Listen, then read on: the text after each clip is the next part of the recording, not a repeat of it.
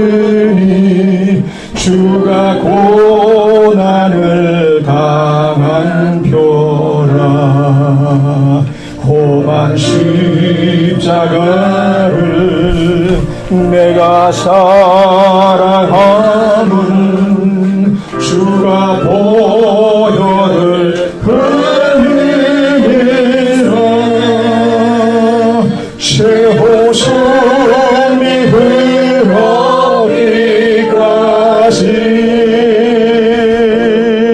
주의 십자가 사랑하리. 빛나는 멸류관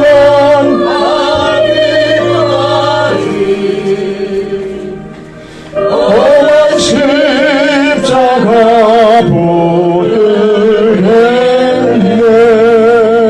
사랑하시는 하나님, 주의 은혜 가운데 주님의 몸된 교회, 당신의 사랑하시는 귀한 사자 목사님이 치료하시고 성도들을 위하여 눈물이 흘리며 기도하는 강단에 이처럼 종이 섰사오니 사람의 모습을 나타내지 말고 하나님 하시고 싶으신 말씀을 대언하는 시간 되게 하여 주옵소서.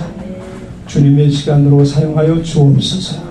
주님이 임재 가운데 우리의 모임을 주선하신 줄 믿사오니 주께서 역사를 이루어 주옵소서. 예수님의 이름으로 감사 찬양하며 기도드리옵나이다. 아멘.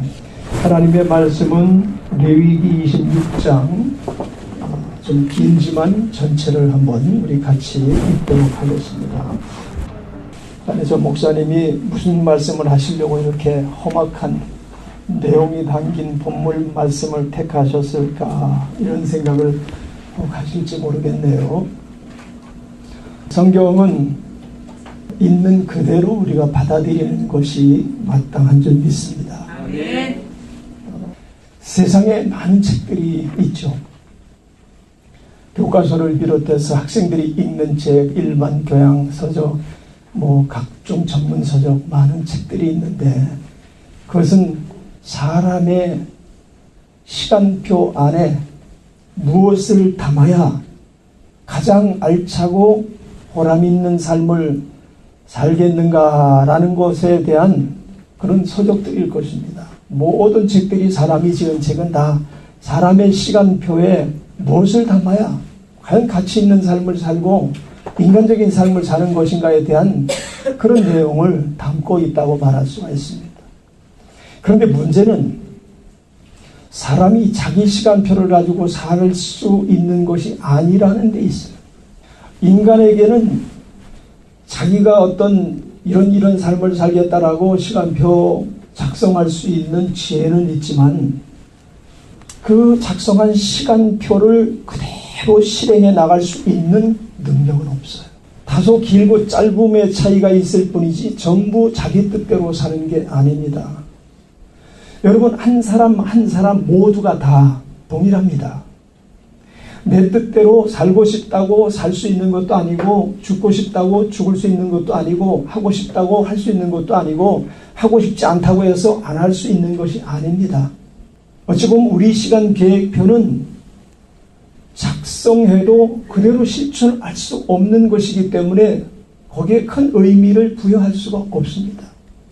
우리는 다 하나님의 시간 계획표 안에 들어있는 줄 믿으시기 바랍니다. 아멘. 믿음이 무엇인가 하면 하나님께서 내 삶 속에 모든 것을 계획해 놓으신 그대로 이루신다는 것을 믿는 거예요. 할렐루야. 아멘. 하나님 편에서도 시간표가 있으셔요. 성경은 여러분들이 그 안에서 발견해야 될 많은 것들이 있지만은 가장 먼저 발견하지 않으면 안 될 것이 무엇인가 하면 하나님의 시간 계획이에요. 그것을 볼 수 없다고 한다면 성경을 온전히 볼 수 없어요. 예언서를 부분적으로 예언하고 주님 재림하실 날짜를 언제다라고 예언하고 그래서 이단된 분들이 많이 있죠. 부분적으로 예언하는 사람들도 대단하다고 이렇게 생각을 할지 모르겠지만은 성경을 전체적으로 볼 수 있어야 돼요.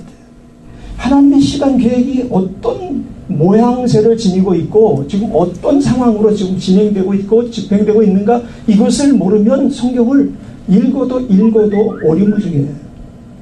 여러분, 성경 안에서 우리 하나님의 시간 계획을 오늘 아마 다소나마 발견할 수 있는 시간이 될 것입니다. 먼저 제가 1부로 나누고 2부로 나누고 싶어요. 왜냐하면 그렇게 구별하지 않으면 헷갈리니까.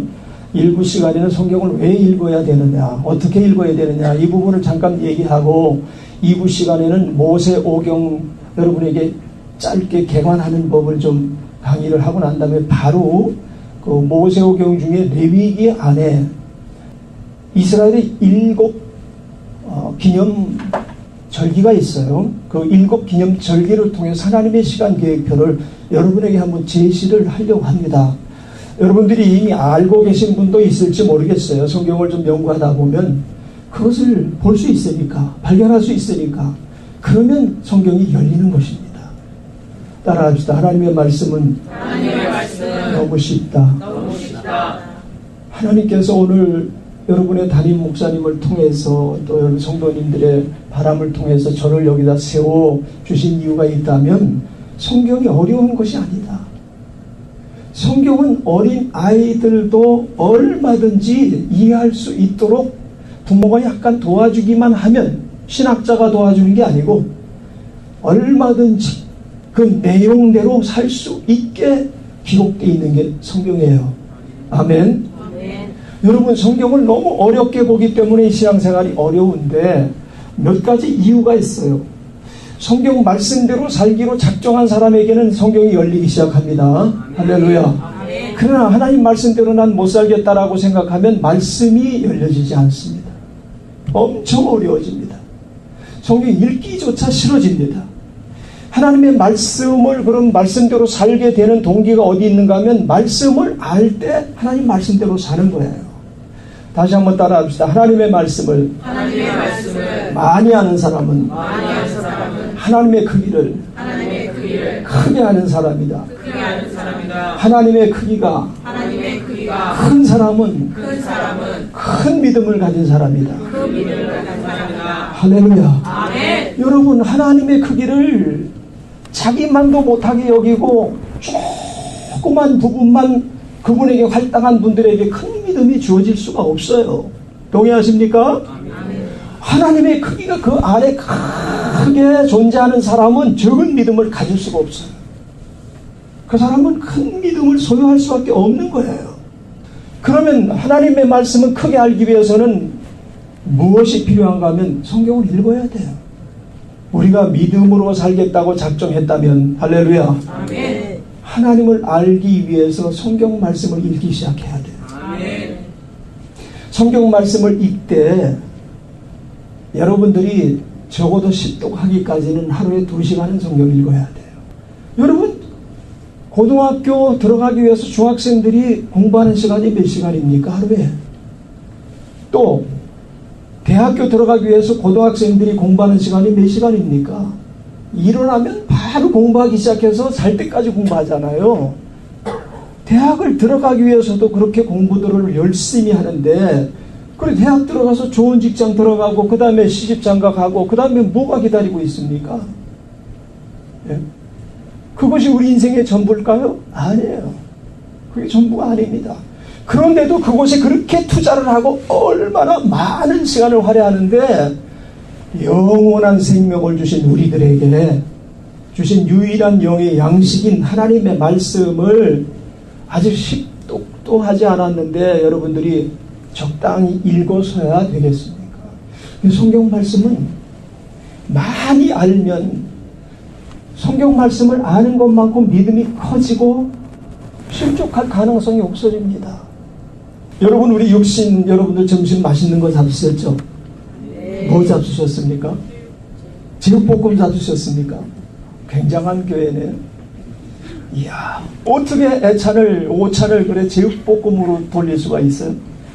칼국수 돌리는 데가 허다한데, 커다란 교회 몇천 명 모이는 교회도 칼국수를 돌리던데, 그 제육볶음은 육의 양식이에요. 그죠? 육의 양식은 무엇으로 먹죠? 입으로 먹습니다. 입으로 먹어요.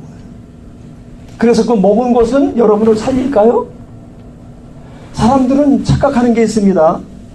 양식을 많이 먹으면 건강해질 줄 알고 자꾸 먹고 그러다가 죽는 거예요. 이 떡은 여러분을 살리는 양식이 아니고 죽이는 양식입니다. 여러분이 가지고 있는 위가 소화할 수 있는 밥그릇의 그릇수를 아십니까? 물론 그걸 조금 준 분도 있죠. 너는 한 10,000그릇만 먹고 와라. 그런 사람들도 있을 거예요. 근데 그걸 먹는다고 사는 게 아니에요. 그걸 먹는다고 여러분들이 건강해지는 게 아니에요. 또 다른 양식이 필요합니다. 또 다른 양식은 어떤 양식인가요? 영적 양식. 영적 양식은 무엇으로 먹습니까? 눈과 귀를 통해서 마음으로 먹습니다. 눈과 귀가 영적 양식이 여러분들에게 공급되도록 열려지기를 주의 이름으로 축원합니다. 눈이 열려져야 돼요. 귀가 열려져야 돼요.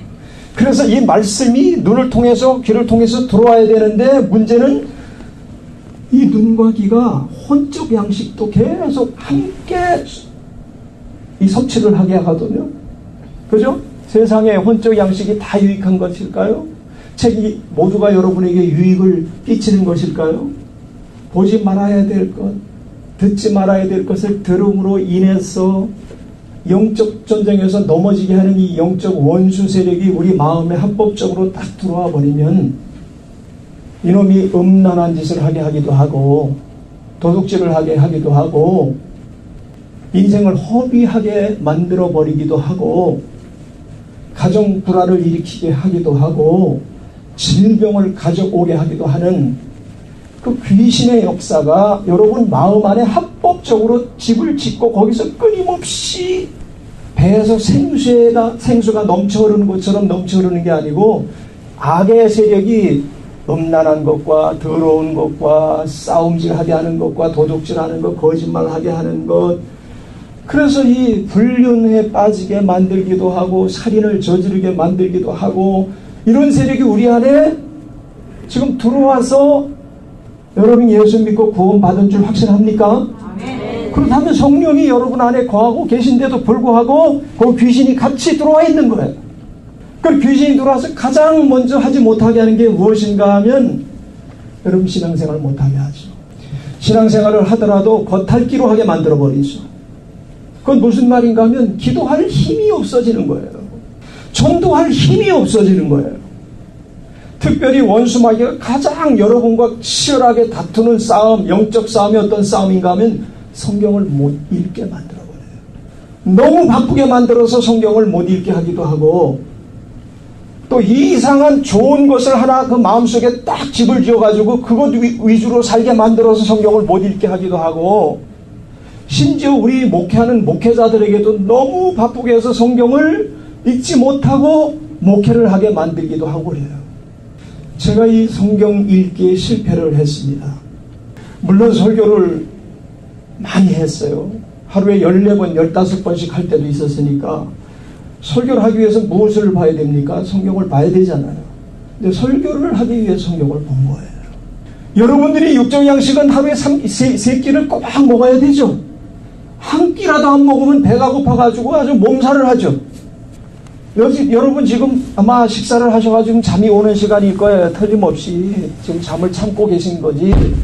생리적으로는 여러분이 지금 잠이 와야 될 이게 정상인 거예요.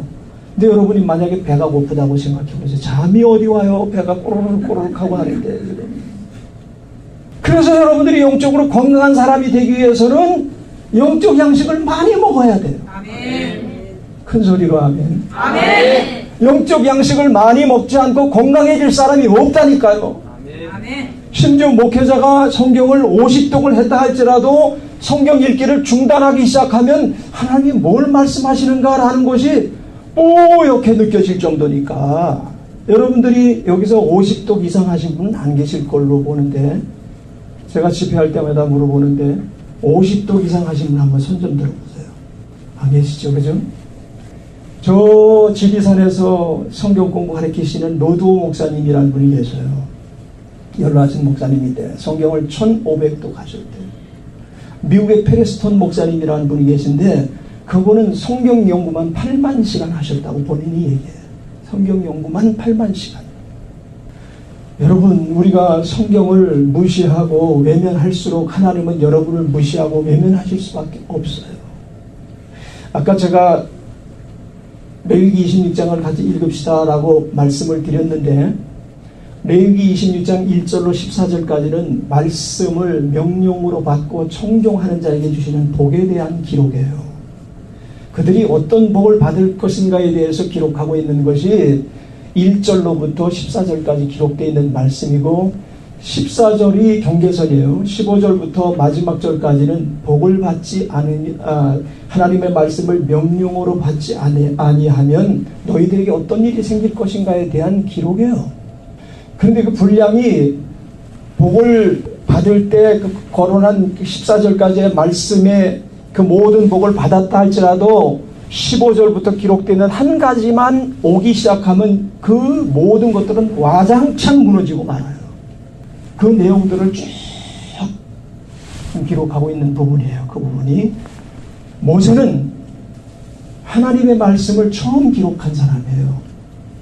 그래서 모세오경이라고 하죠. 모세오경이라고 하면 창세기, 출애굽기, 레위기, 민수기, 신명기를 모세오경이라고 5권. 이 책을 유대인들은 토라라 해서 그걸 진정한 성경으로 여기면서 계속 이 토라를 계속 자녀들에게 가르치고 암송케 하고 그래요. 그런데 여러분, 창세기 그러면 제일 먼저 나온 책이니까 제일 먼저 기록된 책일까요? 아니에요. 그게 아니에요. 하나님께서 창세기에 등장하는 아담하고도 대화하셨고 노아하고도 대화하셨고, 특히 아브라함에게는 친히 말씀하셔서 본토 친정 아비 집을 떠나 내가 내게 지시할 땅으로 가라고 지시하시는 그런 내용을 우리가 읽죠. 근데 그것은 전부 모세가 전해온 구전이나 아니면은 그분들이 아마 하나님을 만났으면 일기를 기록했지 않겠어요? 그죠? 내가 이렇게 하나님을 만났다 하고 그 내용을 아마 기록한 문서도 있었을 거예요. 집대성해서 과거에 있었던 얘기를 기록한 것이고, 이 성경을 처음 기록한 모세는 출애굽기 3장에 비로소 하나님을 만나요. 가시떨기나무, 불붙은 가시떨기나무에 대해서 여러분 알고 계시죠? 거기서 비로소 하나님의 사자를 만났는데 하나님이에요. 그래서 하나님께서 성경 기록 저자로서 처음에 성경 창세기, 출애굽기, 레위기, 민수, 신명기를 아주 중요한 성경의 씨앗과 같은 부분이 그 안에 다 담겨 있어요. 그것을 기록하기 위해서 부른 그 모세를 창세기 3장에 보면은 모세를 부르실 때 2번 불러주셨어요. 모세야, 모세야. 그리고 처음 성경을 기록한 것이 모세가 아니에요. 누구죠? 하나님께서 기록하셨어요. 시내산에서 두 돌 위에다 친수로 10계명을 기록해 주신 거예요. 그러니까 성경에 있어서 가장 중요한 것은 10계명이고, 거기에 이제 살을 붙이면서 구약이 진행되고 신약이 진행된다, 이렇게 봐도 과언이 아닐 정도로 10계명은 중요해요. 우리는 구약 시대를 안 살고 있는데요, 천만에요. 신약 시대에도 10계명은 필요하죠. 다만 이스라엘 사람들이 잘못된 신앙생활한 것처럼 잘못 신앙생활한 사람에게 10계명은 의미가 없는 거죠. 여러분, 성경에 이스라엘의 왕들이 등장하죠. 첫째 왕이 누굽니까? 사울. 둘째 왕은 다윗. 셋째 왕은 솔로몬. 우리에게 시사하는 바가 커요. 사울 왕은 어떤 사람입니까? 겸손한 사람이었었어요. 근데 영적으로 보면 그 사람의 영적 점수는 어느 정도였는가 하면 하나님 말씀에 약간 영향을 받고 살았던 사람이에요. 두 번째, 세움을 입은 다윗은 어떤 사람이었는가 하면 하나님의 말씀에 지배를 받고 살았던 사람이에요. 세 번째, 솔로몬 왕은 어떤 사람이었는가 하면 믿음의 사람인 것 같으나 하나님의 말씀을 싫어하는 말씀을 골라서 그가 성전을 짓고 또 잠언서를 기록했다고 해서 여러분 그를 예수님의 예표로 생각 그렇지만은 솔로몬은 완전히 이 사람은 하나님을 너무 괴롭혔던 사람 중에 한 사람이에요. 그러니까 이 세 부류의 신자들이 지금 우리 교회 안에는 있다니까요. 하나님의 말씀에 약간 영향을 받아요. 경우에 따라서 약간 영향을 받는 사람이 있는가 하면 다윗처럼 하나님 말씀 앞에 절대적으로 지배를 받는 사람이 있어요. 그런가 하면 신자인 것 같아도 솔로몬처럼 자기 마누라를 위해서 예루살렘의 제단을 여러 개 우상을 섬기는 제단을 만들어주고 아세라, 바알 이런 신상을 섬기게 공공연하게 섬기게 만들어 놓고, 그리고 성경에 보면 말을 많이 소유하지 말게 하라. 왕이 세워질 때 말을 많이 소유하게 하지 말라. 그러면 애굽으로 내려와서 말을 소유하기 위해서 정치적 야합을 할 것이기 때문에 하나님이 말을 소유하지 못하게 했어요.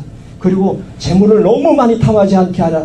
근데 하루에 금 666달란트가 솔로몬 왕에게 진상품으로 바쳐졌다고 해요. 성경에 보면. 그러니까 하나님께서 왕이 돼가지고 취하지 말아야 될 것들을 전부 취했던 사람이에요. 부인을 몇 명을 가졌다고요? 솔로몬은 100명? 100명 곱하기 10? 1000명?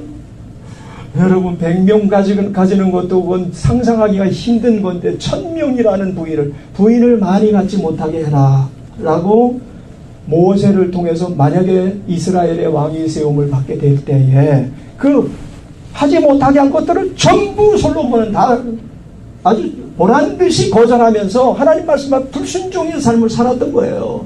결국은 하나님께서 통일왕국 시대를 마감하고 솔로몬 이후에 분열왕국으로 나라를 쪼갰던 이유가 솔로몬의 폐역에서 나온 일이라는 것 여러분 아시죠?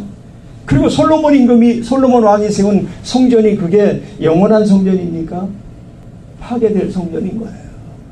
자, 그래서 이 사람들의 세 가지 특징, 장점이 뭐냐면 말씀의 지배를 받았느냐, 말씀의 영향을 받았느냐, 말씀을 불순종하고 살아가느냐, 이런 내용을 담고 있다는 것 여러분 기억하셔서 말씀의 위치를 어디에 둬야 되는가에 대해서 여러분들이 생각지 아니하게 된다면 여러분의 신앙생활은 사상두각이 돼버리고 마는 거예요. 이스라엘의 역대기를 보면은 이스라엘의 왕이 많이 나오지만은 왕들이 치세 가운데 가장 두드러진 특징이 뭐냐면 말씀 앞에 순복하는 사람과 말씀에 불순종한 사람의 결과예요. 그래서 제가 여러분에게 모세 오경 안에 기록되어 있는 레위기 26장을 제시를 해드린 거예요. 자, 신명기는 모세가 이제 2세대 광야시대 40년 광야시대를 끝내고 2세대가 이제 가나안 땅으로 들어가기 직전에 자기가 설교한 것을 리바이벌 해가지고 다시 2세대들 듣지 못한 세대를 위해서 여기 있는 젊은 세대들과 같이 2세대들이 이제 가나안 땅으로 들어가니까 듣지 못한 그들을 위해서 다시 한번 말씀을 총론하는 거예요. 그래서 다시 한번 복습시키는 거죠. 신명기 28장에도 똑같은 내용이 나와요. 물론 똑같은 내용을 담고 있지는 않아요. 거기는 오히려 더 14절까지는 신명기 28장 1절에서 14절까지는 똑같이 복을 받는 내용을 기록하고 있다면 15절부터 68절까지 저주받고 나중에 이 이스라엘이 어떻게 될 것인가에 대해서도 예언을 하고 있어요. 이스라엘이 열방 가운데로 흩어져서 노예로 자기 몸을 팔고 싶어도 사는 자가 없게 되리라, 얼마나 저주를 받게 될 것인가에 대해서 아주 분명하게 예언하고 있는 내용들을 덧붙여서 거기다가 기록하고 있어요. 똑같은 내용이라고 해도 여러분 상관없어요. 그만큼 말씀을 순종하는 자와 말씀을 불순종하는 자의 삶은 얼마나 큰 차이가 나는가에 대한 기록을 하고 있다는 거죠. 자, 여러분 한번 말씀을 찾아서 한번 다시 읽어봅시다. 에스겔서 2장을 한번 찾아보세요. 에스겔서 2장 8절입니다. 2장 8절. 예레미야, 이사야, 예레미야가 에스겔, 다니엘 이렇게 나가죠. 다니엘서 앞에 있는 게 에스겔서입니다. 2장 8절 다 같이 시작. 너 인자야, 내가 네게 이르는 말을 듣고 그 패역한 족속같이 패역하지 말고 내 입을 벌리고 내가 네게 주는 것을 먹으라 하시기로. 자, 3장 1절로 뛰어갑니다. 3장 1절 시작.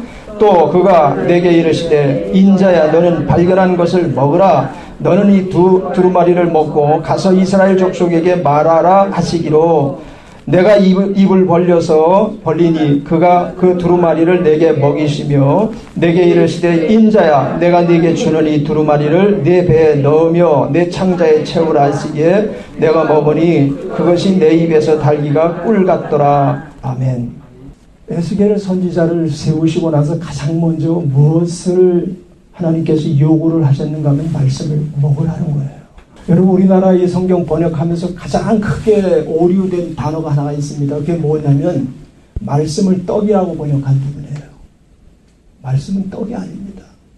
우리나라 떡은 언제 먹습니까? 명절 때만 먹죠. 외국 사람들은 밥을 먹습니까? 빵을 먹습니까? 빵을 먹어요. 그러니까 빵으로 번역해 놓은 것을 빵과 비슷한 게 뭐 있나 찾아보니까 떡인 거예요. 그래서 떡으로 번역을 해 놓은 거예요. 이 말씀은 주식이지 명절식이 아니라니까요. 날마다 먹어야 되고 많이 먹어야 돼요. 밥은 많이 먹으면 얹히고 체해도 말씀을 많이 먹는다고 해서 여러분이 얹히거나 체한 일이 절대 없어요. 말씀을 많이 먹으면 먹을수록 어떻게 되는가 하면 에스겔 선지자가 경험한 것처럼 말씀이 꿀처럼 달아져요. 할렐루야. 성경 읽기 힘든 이유가 있어요. 말씀이 맛이 없어서 힘든 거예요. 왜 하나님의 말씀이 맛이 없는가 하면 먹질 않아서 그래요. 처음에 그래서 먹지 않았던 사람들이 성경 읽기 시작하면 모래 씹는 것 같아요. 근데 말씀을 1독, 2독, 3독, 4독, 5독 계속 해 나가다 보면 이게 꿀처럼 달아져요. 말씀에 사로잡히게 돼요. 할렐루야. 아멘. 이렇게 되는 은혜가 있기를 원하시면 큰 소리로 아멘 합시다. 아멘. 담임 목사님 두 손 들고 아멘 합시다 그러죠. 두 손 들고 아멘 합시다. 아멘. 그래요, 여러분. 큰 소리가 나오는군요. 말씀이요, 떡이 아닙니다. 오늘부터 여러분 절대로 말씀을 떡이라고 이렇게 번역된 부분 보더라도 떡이라고 읽지 마세요. 말씀은 뭐다? 밥이다. 빵도 아니에요. 우리나라 사람들이 빵 그러면은 우리 빵은 또 간식으로 먹잖아요. 그러니까 밥으로 잡수시는 게 말씀이에요. 여러분이 영이 살기를 원하신다면 말씀을 밥으로 끊임없이 잡수시기를 바랍니다. 아멘. 말씀을 많이 먹는 사람이 건강해요. 아멘. 교회 충성한 사람이 누군 줄 압니까? 말씀 많이 잡수시는 분이에요. 여러분, 성경에 보면 다윗 임금이 아주 골치 아파했던 사람이 하나 있어요. 누군 줄 아세요? 제일 충신인 요압이에요. 요압. 나는 우리 목사님 교회의 중직자들이 요압 같은 분들이 되지 않기를 바랍니다. 요압은 하나님의 시간표, 하나님의 말씀을 몰랐던 사람이에요. 그러니까 다윗에게는 없어서는 안 될 1등 충신인 것 같지만은 다윗이 나중에 뭐라고 얘기했는가 하면 내 저 깡패 같은 사람, 내 힘이 너무나 유약하여 어찌할 수가 없노라 하고 솔로몬한테 위임해가지고 솔로몬에 의해서 죽임을 당한 사람이 요압이에요, 여러분. 한국교회 장로님들이 얼마나 요압 같은 장로님들이 많은 줄 압니까? 하나님 시간 계획표를 모르고 하나님의 말씀을 모르고 그냥 시간 때우게 해가지고 안수집사 되고 그 다음에 권사 되고 그 다음에 장로 되고 이러잖아요. 그러면 담임 목사님이 다루기 힘든 사람이 돼버리고 말아요. 무서운 일입니다. 그러니까 여러분, 믿음을 가지시기를 원한다면 부지런히 말씀을 잡수시고 아멘. 말씀 안에서 하나님이 원하시는 계획, 시간 계획 안에서 충성하시기를 주 이름으로 축원합니다. 아멘. 그러지 않으면 우리 교회가 너무 힘들어지는 교회로 바꿔져요. 자꾸. 교회는 하나님이 쓰시는 다윗 같은 사람이 있어야 될 곳입니다. 솔로몬 같은 사람이 있어서는 안 돼요. 너무 무서운 일이에요. 솔로몬, 여러분, 우리가 솔로몬 좋은 면을 찾자면 뭐 1000번제를 드렸다. 아유, 여러분, 그거 아무것도 아니에요. 1000번제 드리고 하나님 싫어하는 일만 골라서 한다면 그가 무슨 1000번제 가지고 하나님 앞에 복을 받은 사람이라고 우리가 말할 수가 있어요. 여러분이 록펠러 그러면 아주 좋게 상상할 거예요. 이 한국 사람들은 록펠러 그러면 대단한 사람으로 알아요. 왜냐하면 예배 드릴 때 맨 앞자리에 와서 앉아있고 그 재벌이 거기다 11조의 물을 제일 많이 드린 사람이고 이것을 통해서 뭐 교회도 세우고 신학교도 세우고 대학교도 세우고 그랬다고 여러분 좋은 면만 알고 있지만 미국에서 록펠러 그러면 완전히 중소기업을 딛고 일어선 악랄한 사업주예요. 그리고 그때 당시에 이 11조 헌금을 이 11조 헌금을 교회에 바치면 나라에서 기독교 국가이기 때문에 바친 그 액수 그대로 다시 환급을 해줘요. 우리나라도 이런 환급금이 있죠. 환급을 그대로 해줘요. 오히려 그 돈을 쓰면은 소비세 붙이고 무슨 뭐 우리나라 같이 이렇게 뭐 부가세 붙이고 그래서 세금을 내야 되는데 헌금을 하면 세금 안 내죠. 다시 환급해주죠. 이름 올라가죠. 이 록펠러가 살아있을 당시에 그 후손들이 그리고 지금까지도 그 가문을 유지해 나가고 있는데 미국의 역대 대통령들이 전부 하는 얘기가 록펠러 저 인간 때문에 내가 대통령 일하기가 너무 힘들었다. 이런 얘기들을 다 하는 거예요. 우리가 생각하고 있는 록펠러는 꿈에 우리가 그리고 있는 록펠러지 결코 록펠러의 진실한 모습이 아닌 거예요. 우리 교계가 말이죠. 물질신학이 들어와가지고 확 복만 받으려고 애를 쓰고 말씀을 등한히 하고 그래서는 안 됩니다. 그래서 말씀을 빨리 알고 하나님의 시간 계획 안에 자기를 집어넣어야 돼요. 내 삶이 하나님의 시간 계획 안에 있다고 믿으시면 아멘 합시다. 아멘. 여러분이 운행하고 있는 자동차조차도 하나님의 시간 계획 안에 들어있는 거예요. 아멘. 여러분의 자녀들도 시간 계획 안에 들어있어야 돼요. 아멘. 만약에 잘못된다 할지라도 그 시간 계획에 대해서 우리가 왈가왈부할 필요가 없어요. 왜냐하면 내가 계획한 것들은 내가 시간표를 작성한 것들은 언제 무너질지 몰라요. 언제 바뀔지 몰라요. 내가 원하는 게 아닐 수도 있어요. 그렇다고 해서 이게 뭐 하는 거야? 이래서는 안 된다는 거죠. 왜냐하면 우린 주의 일을 하는 사람들이니까.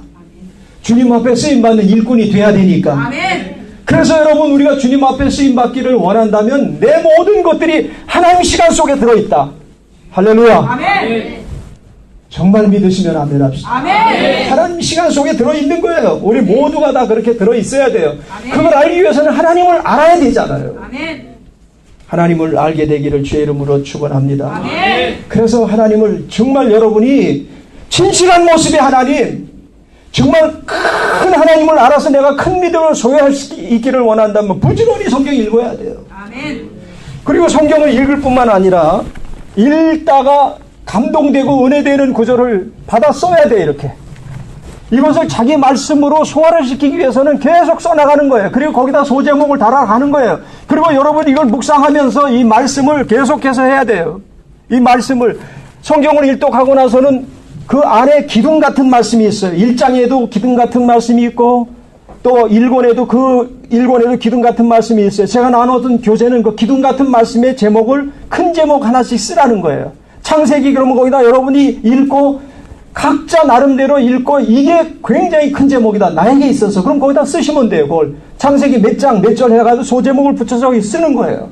레위기에도 큰 제목 하나 붙이고 출애굽기에도 큰 제목 하나 붙이고 이런 식으로 해서 66권의 제목을 다 붙일 뿐만 아니라 읽다가 성경을 통독하다가 중요한 요절이 있으면 이거 뭐 한 두 장만 넘기면 다 잊어버리니까 중단하고 쓰시라는 거예요. 그거를. 그 중요한 내용. 여러분의 삶 속에 정말 신앙의 영적 에너지가 되는 말씀이거든요. 아멘. 여러분이 성경 읽다가 은혜되는 구절은 여러분을 살리는 말씀이에요. 아멘. 모든 말씀이 다 은혜되는 구절이 아니잖아요.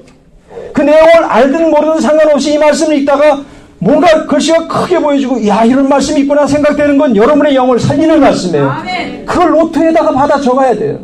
제가 이 노트를 성경 읽다가 지금 적은 노트가 이 5권이거든요. 지금 2권 정도 더 필요해요. 그것이 구약만 가지고 그래요 지금. 신약은 아직 제가 받아 적지는 못했어요. 왜냐하면 신약은 거의 다 받아 적어야 될 내용들로 가득 차 있어요. 그래서 지금 엄두가 못 나서 못하고 그건 컴퓨터로 지금 작업을 하고 있는데 컴퓨터 성경에서 복사해가지고 이쪽으로 옮겨놓고 이런 식으로 해서 작업을 하고 있는데 쓰는 게 좋아요.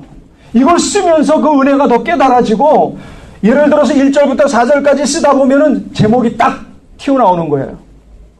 그 제목이 여러분을 어떻게 가야 할지 안내하는 길, 지도입니다. 아멘. 그래서 이 제목을 정하는 것이 중요해요. 저는 이거 외에도 각 장 분해한 것들이 나중에 이제 기회가 있으면 여러분이 보실 기회가 있을지 모르겠는데 각 장마다 성경을 창세기 1장부터 각 장을 한 10개 대지로 분해한 것들이 다 있어요. 신약 성경까지 다 분해를 했어요. 그게 맘먹고 하면은 한 1년이면 되는 작업이에요.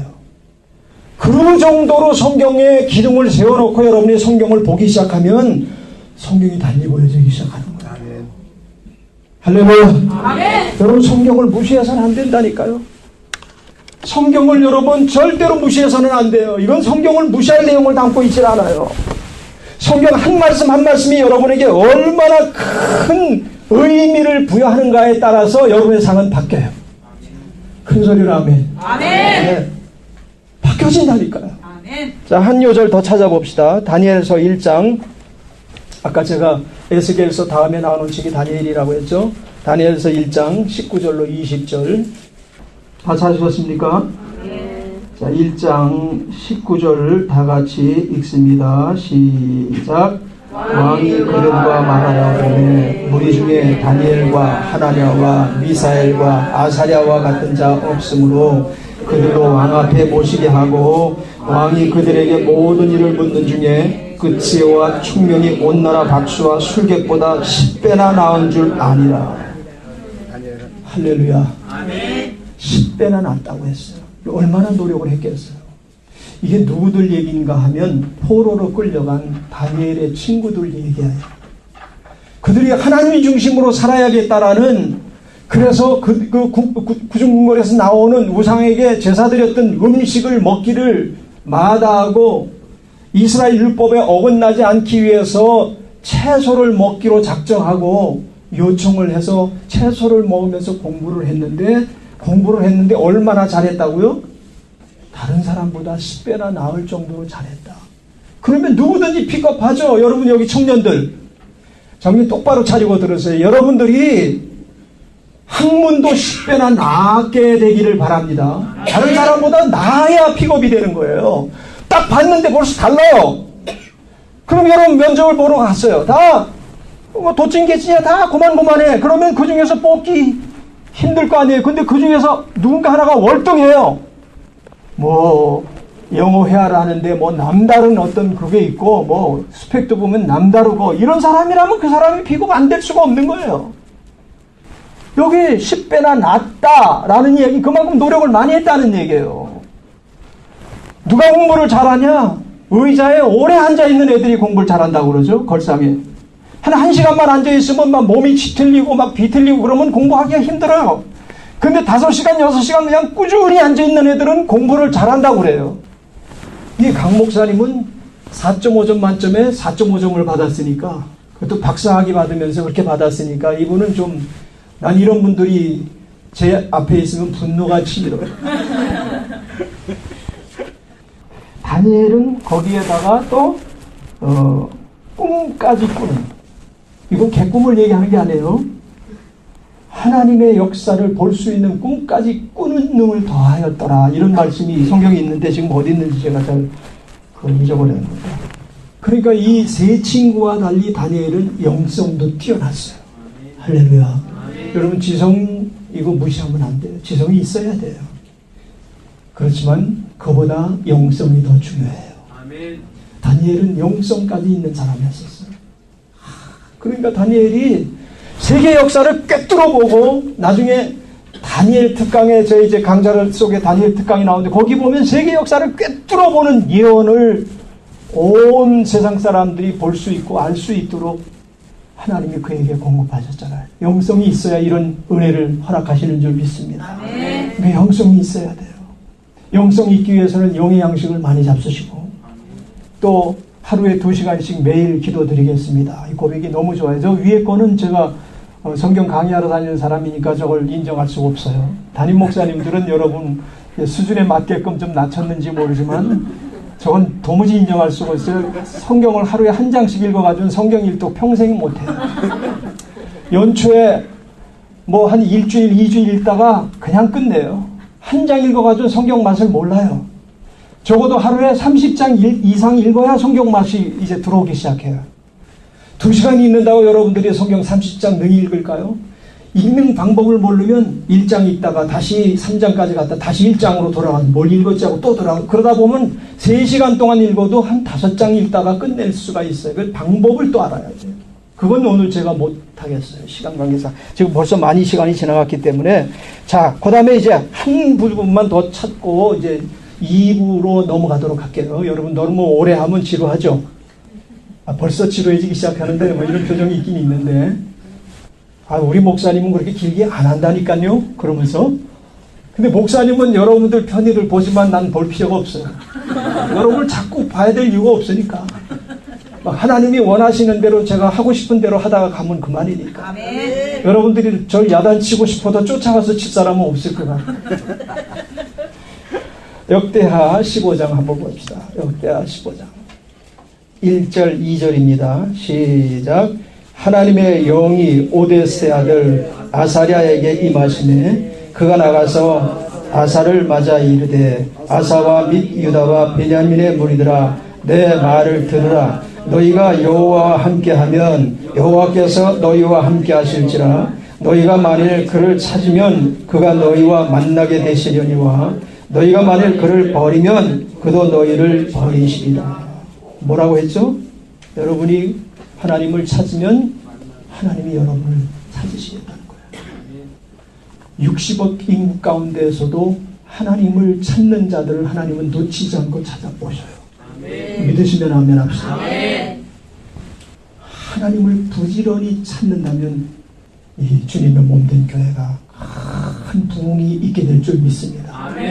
당연히 담임 목사님은 부지런히 하나님을 찾죠. 문제는 성도들이 하나님을 찾지 않는 데 있다는 거예요. 하나님이 담임 목사님만 부지런히 찾아오시게 해가지고는 교회 부흥이 안 돼요. 성도들을 부지런히 찾아오시게 하셔야 돼요. 여러분의 가정에 찾아가시게 하셔야 돼요. 여러분이 마음속에 품고 있는 자녀들을 찾아가시게 해드려야 돼요. 아멘? 그러니까 신앙생활은 하나님이 나에게 찾아오시게 해드려야 돼요. 이제 일곱절기 안에서 하나님의 찾아오심이 무슨 의미를 담고 있는지 잠깐 제가 또 설명을 해드릴게요. 자, 그런데 15장 8절을 한번 다시 읽어봅시다. 시작. 아사가 이 말 곧 선지자 오데스의 예언을 듣고 마음을 강하게 하여 가증한 물건들을 유다와 베냐민 온 땅에서 없애고 또 에브라임 산지에서 빼앗은 성읍들에서도 없애고 또 여호와의 낭실 앞에 있는 여호와의 제단을 재건하고 역대하 15장 12절 16절이에요. 시작. 또 마음을 다하고 목숨을 다하여 조상들의 하나님 여호와를 찾기로 언약하고. 아멘. 아멘. 어느 정도로 조상의 하나님 여호와를 찾기로 작정했다고요? 마음을 다하고 목숨을 다하여 찾자는 거예요. 아니, 하나님을 섬기는 것은 최고의 문제라니까요. 여러분들이 마음을 다하고 목숨을 다하고 뜻을 다하여 주 너희 하나님을 사랑하라, 이 1계명이죠. 그죠? 이것이 첫째 되는 계명이죠. 사랑하는 건 둘째라니까요. 어떻게 하나님을 사랑합니까? 찾지도 않고. 그래서 먼저 아사 왕이 결단한 건 뭐냐면 하나님을 찾는데 마음을 다하고 목숨을 다하여 하나님을 찾자는 거예요.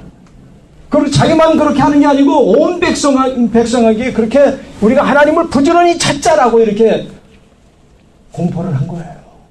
자, 그 다음에 14절 시작. 무리가 큰 소리로 외치며 피리와 나팔을 불어 여호와께 맹세하매 온 유다가 이 맹세를 기뻐한지라. 무리가 마음을 다하여 맹세하고 뜻을 다하여 여호와를 찾았으므로 여호와께서도 그들을 만나주시고 그들의 사방에 평안을 주셨더라. 아멘. 아사 왕의 어머니 마아가가 아세라의 가증한 목상을 만들었으므로 아사가 그의 태우의 자리를 폐하고 그의 우상을 찢고 기드론 시내가에 불살랐으니 이게 무슨 말이에요? 아사 왕이 자기 어머니가 우상을 섬기니까 태우 자리를 폐해버렸다는 거예요. 태우를 폐했다는 얘기는 아주 어머니 족보를 빼버렸다는 얘기나 뭐 진배 없는 얘기 아니에요. 왕 가문에서 빼버렸다는 거예요. 그 족보를. 아주 완전히 무서운 일입니다. 신앙 안에서 아사의 결단은 이스라엘을 큰 부흥으로 이끌어가고 아사왕 선왕의 대열로 확실하게 하나님께서 넣어주시는 것으로 성경을 읽다 보면 나타날 거예요. 여러분이 이제 아사의 지략에 대해서 쭉 기록되어 있는 것을 보게 된다면 제가 여러분에게 말씀드린 내용이 진짠가 가짠가 확인하세요. 그리고 인증샷을 제게 날려주세요. 목사님 거짓말을 안 하셨습니다 하고 인증샷을 꼭 보내주세요. 보낼 곳은 담임 목사님이 가르쳐 주시면 보내시고 안 가르쳐 주시면 보내지 않으셔도 됩니다. 바쁘시기 때문에 가르쳐 주시기 힘들 거라는 생각은 되지만, 자, 여러분, 이처럼 하나님의 말씀 앞에 엄격하게 잣대를 세우고 하나님 부지런히 찾았던 임금이 아사 한 사람밖에 없었을까요? 이스라엘 역대 지략에 성공한 왕들은 다 이랬어요. 근데 망한 임금들, 망한 장수들, 망한 선지자들은 다 그 후자예요. 그러므로 여러분은 레위기 26장 1절로 14절에 속한 분들이 되시기를 주 이름으로 축원합니다. 신명기 1절로 28장 1절로 14절까지에 속해 있는 여러분 되시기를 주 이름으로 축원합니다. 그게 성경이 우리에게 지금 요구하는 거예요. 너희가 어디 있을 것이냐라는 거예요. 너희가 하나님을 중심으로 살아갈 거냐, 사람 중심으로 많은 곳으로 몰려다니면서 살아갈 거냐, 그래서 결국 사람이 가는 곳으로 갈 것이냐, 좁은 문으로 들어가라 말씀하신 것처럼 주님께서 명하시는 그곳으로 들어갈 것이냐. 지금 저와 여러분이 사는 시대가 여러분 한눈 팔아도 될 시대가 아니에요. 지금 이 시대는 마지막 주자들을 선별해서 뽑아서 달리게 하는 시대예요. 지금 청년들이 여러분의 명을 다 하리라고 생각합니까? 그 전에 주님이 오셔요. 그 전에 오셔요. 그렇게 멀지 않은 장래에 오셔요. 여러분들이 뭐 사역하면서 봉사하고 충성하는 그것으로 만족하지 마시고 하나님을 부지런히 찾는 일에 더 열심을 품으세요. 아멘. 그러면 하나님을 아는 일에 여러분들이 아주 능한 사람이 되고 크게 큰 하나님을 알게 되면 자연적으로 오는 게 여러분 큰 믿음이에요. 믿음은 들음에서 나고, 아멘. 들음은 그리스도의 말씀으로 말미암는 아멘. 마음에 믿어 의에 이르고 아멘. 입으로 시인하여 구원에 이르느니라 그랬어요. 아멘. 그러니까 마음 안에 여러분이 하나님의 말, 그리스도의 말씀을 자꾸 듣고 읽고 쓰고 해서 믿음이 자꾸 자라나면 고백이 터져 나온다니까요. 아멘. 그 고백이 입으로 나오는 고백만이 아니라 삶을 통해서 고백이 터져 나오는 거예요. 아멘. 그 그리스도의 향기로서의 삶을 사는 거죠. 그리스도가 어떻게 살아가셨는가에 대해 더해서 아니 하나님 왜 이런 일을 내게 베푸셨습니까? 속상해하지 않고 이것이 하나님의 시간입니다. 알았습니다. 그럼 이게 하나님의 시간이라면 하나님이 쓰시는 사건이라면 우리가 뭐 1시간이 됐든 2시간이 됐든 한 번이 됐든 2번이 됐든 관계없이 주님 앞에 충성을 다해야 되는 시간이 아니겠어요? 우리 인간 감정이 거기에 들어가서는 안 되잖아요. 여러분이 계획하고 기도하고 1년 동안 기도했어요. 응답이 안 오고 반대로 왔어요. 그러면 여러분 어떻게 생각할 겁니까? 나 하나님 믿기 정말 곤란해. 이런 하나님이라면 난 정말 믿기 곤란해. 어떻게 하나님 나에게 이럴 수가 있어? 말도 안 돼? 그럴 겁니까? 그 사람은 하나님의 시간 계획 안에 있는 사람이 아니에요. 자기 시간 계획 안에 하나님을 잠깐 빌려온 것뿐이에요. 사울이 하나님의 영향을 받아서 자기의 입신 출세를 계속 꿈꿨던 것처럼 그렇게 가는 거예요. 그러다가 길보아 전투에서 아들과 함께 그냥 전사하고 말아버린 것처럼 그렇게 끝날 것입니까? 다윗처럼 살아야죠. 다윗에게 있어서 우리아 안에 밧세바를 죽이고 나서 이게 완전 범죄로 끝나게 됐잖아요. 그렇잖아요. 그래가지고 아이까지 잉태하고 나서 이제 밧세바가 아이를 낳고 그 아이를 잘 기르리라고 생각을 했잖아요. 거기 누가 왔습니까? 나단 선지자가 왔어요.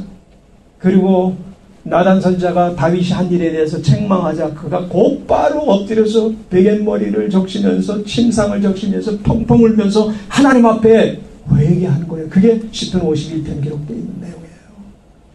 자기 뜻과는 맞지 않잖아요. 아니 임금이 그래 여자 하나 그 취한 것 가지고 뭘 그러느냐고 또 시비를 걸었습니까?